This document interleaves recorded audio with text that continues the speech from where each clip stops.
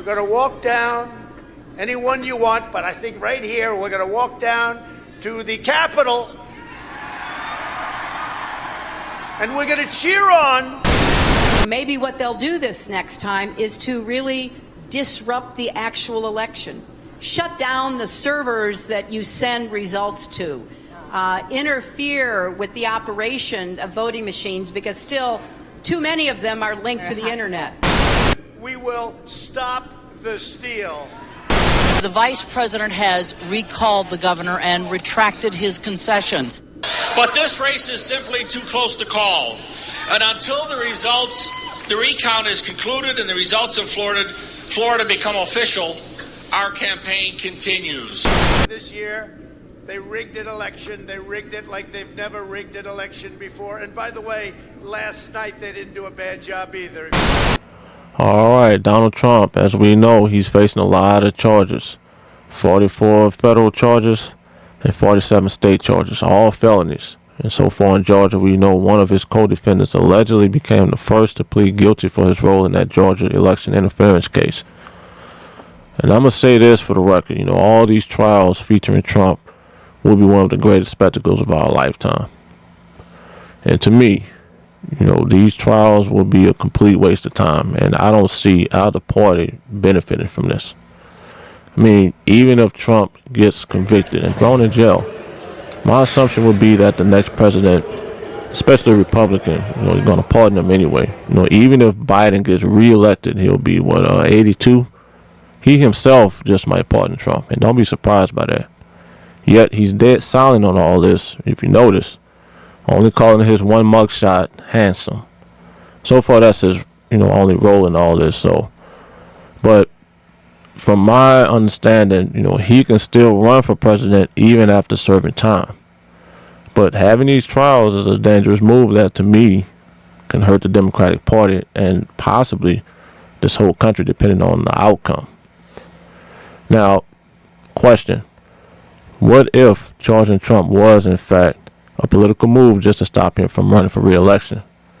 Now, you can answer this with a tinfoil hat, however you want, but while you're gathering your thoughts on that, if Trump is successfully convicted, do you think that this tactic will be used again? Do you really think that all of this will end with Trump? Now, I'm going to say yes and yes. Yes, I do think that these trials involving Trump is politically motivated only due to the timing of all this. This is definitely not bipartisan. And yes, this tactic will be used again as retaliation if Trump is convicted. But then it might be used again regardless. And that's what I'm worried about. Worst case, with the world watching, if Trump is found not guilty and he can't run for president, we could potentially be witnessing a point of no return for the Democratic Party. With that, I'm going to say this. They better have something on him that will actually stick. We don't have a clue as to, what that could be, especially behind closed doors. We just vote. At least I do.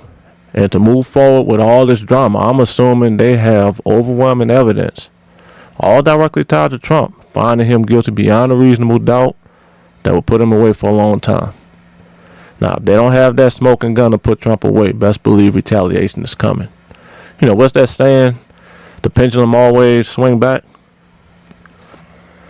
But if the speculation of Trump's trial being a political tactic just to get him off the ballot is actually true, you tell me what democracy looks like then. I can't stress enough that we cannot have either one of our main two parties to be so unpopular to where we wound up as just a one-party country. Not even temporarily. Just think the National Socialist German Workers' Party. You know about them. The Nazis of Germany. No, I'm not saying that the Democrats and Republicans of today are Nazis, although some think otherwise. I do want to focus on one of the key events that led to the Nazis having complete power over Germany, eventually leading Hitler to dictatorship. Now, here's a little side note. This is one of many events, so I can't stress that part enough. But look no further than the Reichstag building in Germany. Now, this was a legislative government building the same building where federal conventions were held to elect presidents, was set on fire in 1933, allegedly by this guy.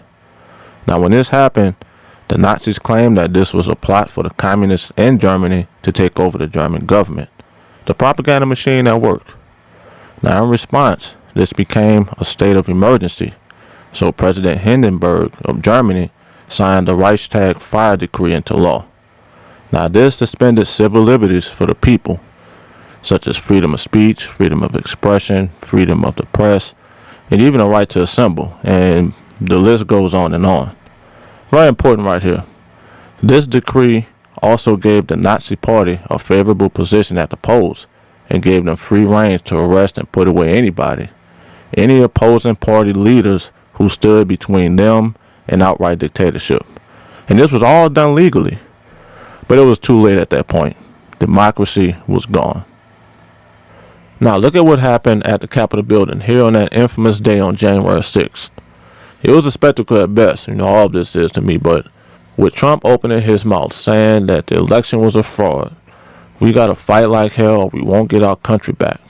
Because you'll never take back our country with weakness. You have to show strength and you have to be strong. Some will argue, you consolidate his words, that he looks just like this guy. You agree? Now, look at the other side of this. Others are arguing that the breach of that Capitol building, allegedly instigated by Trump, was an attack on our democracy. The breach of that building apparently was enough for officials to declare a state of emergency, arrest the former president, charge him, and possibly have him put away in prison, keeping him from running for re-election. You look at both sides of the argument. The Nazis behaved just like this. Sold fear to the people, had political opponents arrested and removed from position, seized control. This is what led to Germany being a country of only one party. This is why I don't want to see these trials continue. Because it's a possibility that the outcome of these trials over time, could take years, could lead to the downfall of one of our main two parties. Would that really happen? I want to say I doubt it, but I certainly hope not. Now I'm going to leave with this one question for those holding trial in Georgia. Where's that smoking gun, if there is one? Leave your thoughts in the comment section.